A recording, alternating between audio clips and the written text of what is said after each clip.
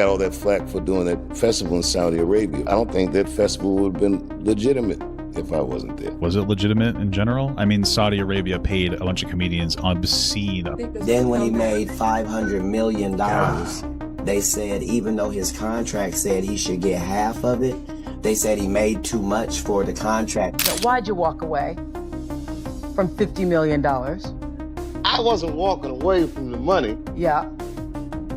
I was walking away from the circumstances that were coming with the newfound plateau. Intelligence did make it clear that they believe that the Saudis killed al-Khashoggi and the embassy in Turkey. And you knew that when you went, right? Oh, absolutely. Now, I should tell you. You had no qualms? I'm going to say that they asked me to go years before that. And I said no for that very reason. Since that time, the United States government does business with the Saudis. Netflix does business with... And that's the part that really changed the conversation around Dave Chappelle for a lot of people.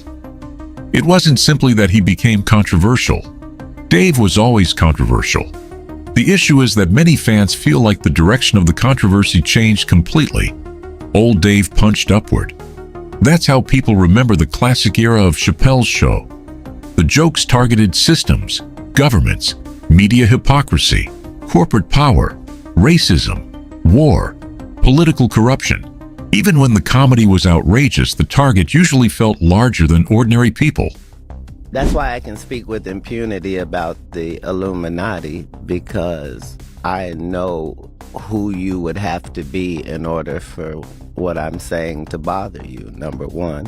Right. Number two, I know you're big. People who say you're only interested in the Middle East for oil. What? Huh? Oil? Who said something about oil, bitch? You cooking? Oh. Yeah, boy. Yo, get out. You win? You have a problem with that? You know what you should do? You should sanction me. Sanction me with your army. Oh, wait a minute. You don't have an army. Business since I was 14.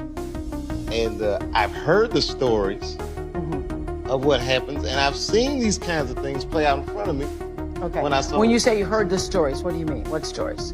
I mean, you see before, look, Mariah Carey made a $100 million deal, and 3 months later, she's all of a sudden mysteriously crazy. Or Martin Lawrence punches through and he's waving a gun on the street screaming, "They're trying to kill me." Yeah, we hear those stories. And it always happens around the time of their career where it seems as though they're crossing the... That's why so many viewers connected with him originally. The humor felt dangerous in a smart way. And when he walked away from $50 million at the peak of his fame, that decision transformed him into something bigger than a comedian for many fans. He became symbolic, a guy who supposedly refused to let the entertainment industry fully own him, a guy willing to sacrifice money and fame instead of becoming controlled. Decapitated in front of us. They called him Pilot Boy because he had 19 pilots in Hollywood, and everybody passed on him and said his show. What do you think of Then when he made $500 million, they said even though his contract said he should get half of it, they said he made too much for the contract to be valid, so we'll offer you 10% of what you made. You mean he made $500 million and they offered him 50? Yes. And he said, what do you think my fans are gonna say when they find out you offered me 10% of what I made you? And they said, your fans will believe that you're a crazy crackhead by the time you get home. And my nigga got on the flight in LA, and by the time he got to Ohio, Intelligence did make it clear that they believe that the Saudis killed Jamal Khashoggi and the embassy in Turkey. And you knew that when you went, right? Oh, absolutely. Now, I should tell you. You had no qualms? I'm going to say that they asked me to go years before that. And I said no for that very reason. Since that time, the United States government does business with the Saudis. Netflix does business with the Saudis. Everyone, the Saudis finance tons of movies. All these, I know, I see them financing boxing matches and all these things. And none of these things were an issue until I went there. Now, why is that? As soon as a black man can make money off the plantation, they're trying to tell you that the money is dirty. Well, okay, I'll go home and spend the money with actual slave owners on it. That mythology around Dave became enormous, which is exactly why the modern version of him creates such divided reactions now. Because to critics, the shift feels dramatic. Instead of exposing powerful institutions constantly, they feel like he now spends huge portions of specials arguing with online criticism, culture wars, and vulnerable groups that don't carry the same institutional power. That's where the punching down criticism comes from.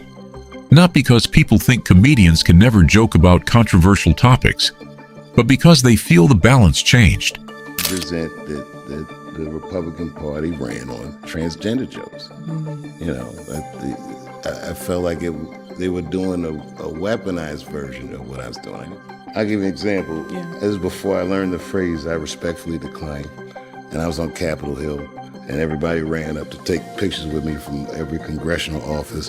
And I just take pictures with whoever I asked. I didn't ask how they voted, what their voting record is. And then here comes Lauren Boebert. And she said, can I get a picture? And I'd already taken 40 pictures. I didn't want to say no in front of everybody. But I didn't know the phrase, I respectfully decline. So I just took the picture. And then she posted a picture before I could even get from there to the show and says something to the effect of, just two people that knew that it's just two genders. She instantly like weaponized. And honestly, that perception grew even stronger after things like the Saudi Comedy Festival situation. Because for years, Dave represented rebellion against systems of power. So when people saw him performing at a government-backed event with strict limitations on what comedians could joke about, the optics hit differently, especially considering how much his reputation was built around refusing compromise. That contradiction became impossible for some fans to ignore. And Dave's defense, that everybody works with Saudi Arabia anyway, didn't really calm critics down because many people expected him to operate differently than everybody else. That's the burden that comes with becoming symbolic. Once audiences start seeing you as a truth teller or anti-establishment figure, every compromise gets examined harder. That's also why comparisons to Katt Williams became so intense after the Club Shay Shay interview. Because Katt still presents himself like somebody completely outside the system. Unfiltered, combative, unpredictable. Meanwhile, Dave often sounds more measured now, more strategic, more careful about how he navigates controversy. Some fans interpret that as maturity, others interpret it as surrender.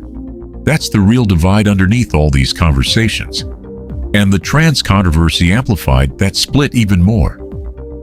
Not simply because Dave made jokes about trans issues, but because a lot of former fans genuinely felt the material itself wasn't landing at the level his older work used to. One comedian, as we've been sitting here doing this interview, that you hold in very high regard is Dave Chappelle. Dave Chappelle walked away from 50 million.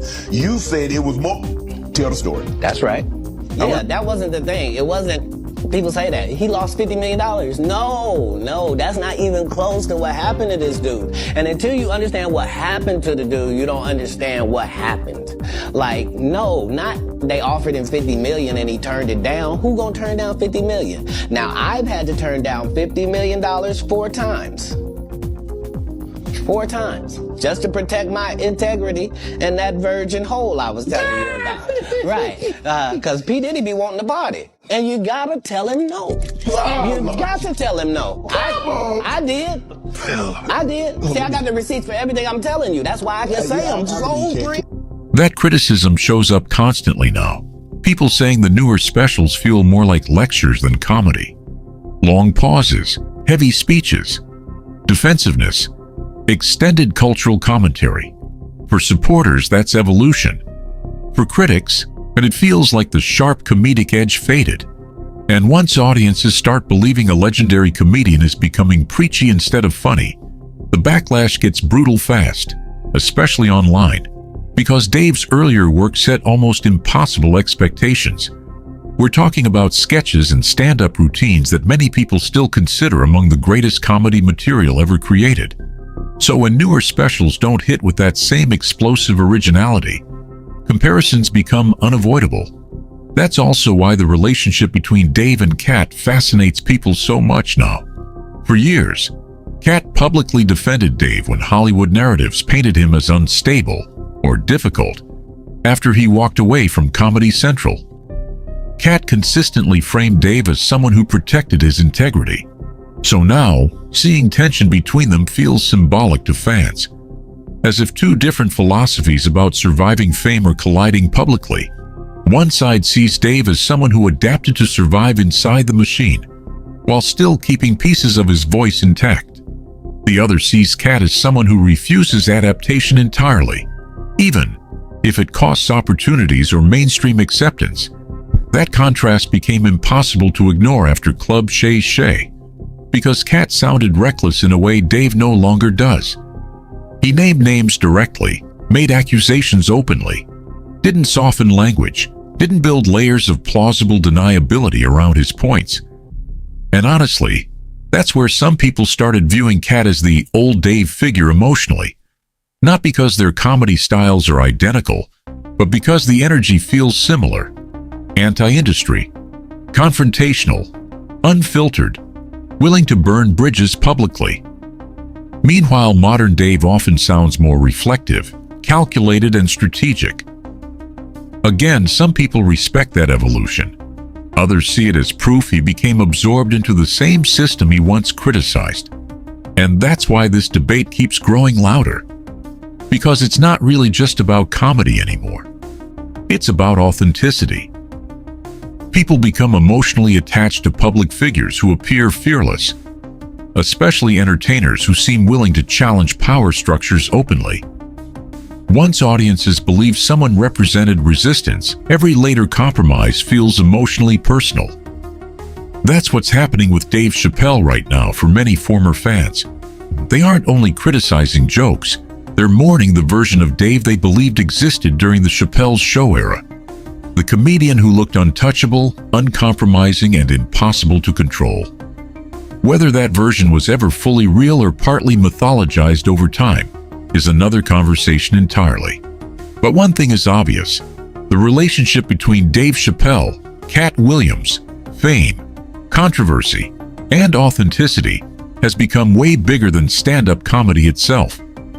What makes this whole debate around Dave Chappelle and Katt Williams so intense is that people are no longer arguing only about comedy. They're arguing about betrayal, authenticity, power, and whether fame eventually changes everyone who touches it. And honestly, that's why the emotions around modern Dave became so explosive. Because the old image of Dave was almost mythological. This was the guy who walked away from a massive Comedy Central deal at the peak of Chappelle's show. The guy people framed as somebody who chose principles over money. Someone who rejected Hollywood machinery instead of becoming consumed by it. So when critics now look at Dave hanging around billionaires, performing in Saudi-backed events, appearing alongside figures like Elon Musk, or joking about controversial subjects in ways they feel lack depth, they see contradiction. That contradiction is the emotional core of this entire conversation. Not because people believe comedians must stay frozen forever, but because Dave once represented resistance itself for many fans. And once someone becomes symbolic like that, audiences start measuring every move against the myth they built around them. That's why some people feel Katt Williams now occupies the cultural space Dave used to hold. Katt still sounds volatile, still sounds angry, still sounds anti-industry, still sounds willing to say things mainstream Hollywood avoids. Meanwhile, modern Dave sounds more strategic, more insulated, more selective about where he directs his criticism. Supporters call that wisdom and maturity. Critics call it compromise. That's the divide. But it's also important to separate emotional interpretation from conspiracy narratives. There is no evidence that Dave Chappelle was replaced, blackmailed into submission, cloned, or secretly controlled after Africa. Those ideas come from internet speculation and symbolic storytelling, not verified facts. What is real is that people change dramatically after fame, burnout, public controversy, aging, wealth, and years inside powerful industries. The Dave who returned from Africa clearly was different. More reflective, more philosophical, more defensive, sometimes more bitter, sometimes more self-serious. That transformation is visible publicly without needing supernatural explanations. And honestly, the criticism about the comedy itself is where the conversation gets interesting.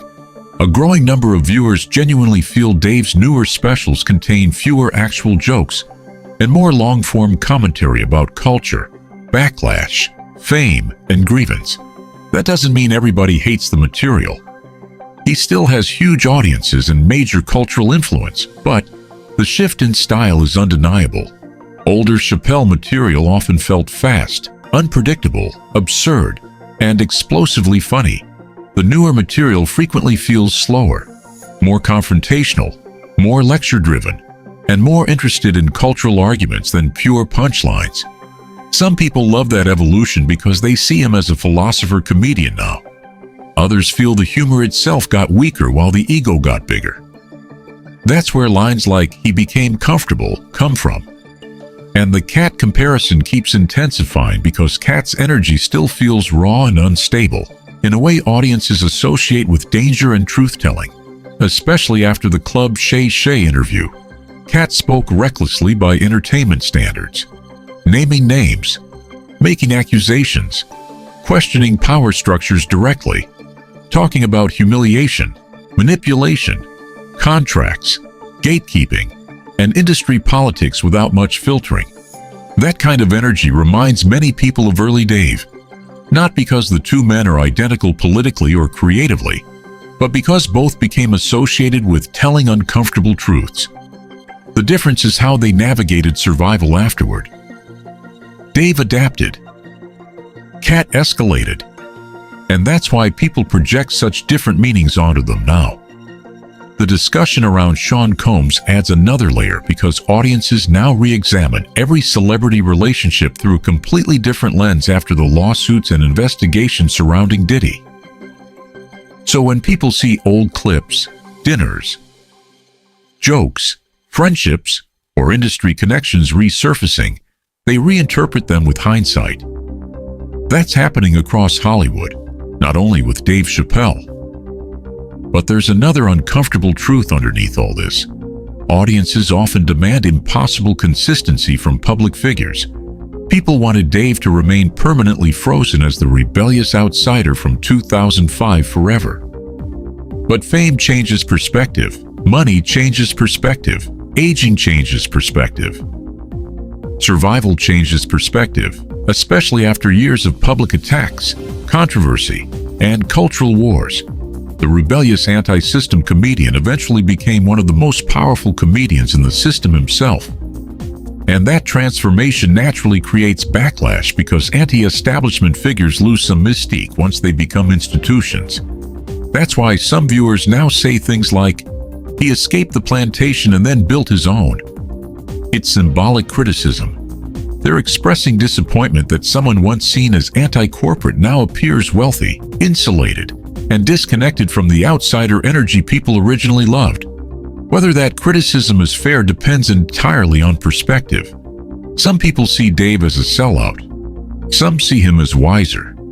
Some see him as exhausted. Some see him as evolving naturally. Some think he became too defensive. Others think audiences simply changed around him.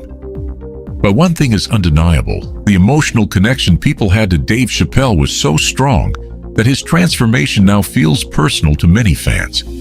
And that's why conversations about him no longer stay inside comedy. They turn into debates about truth, power, loyalty, fame, compromise, identity, and what happens when rebels survive long enough to become establishment figures themselves.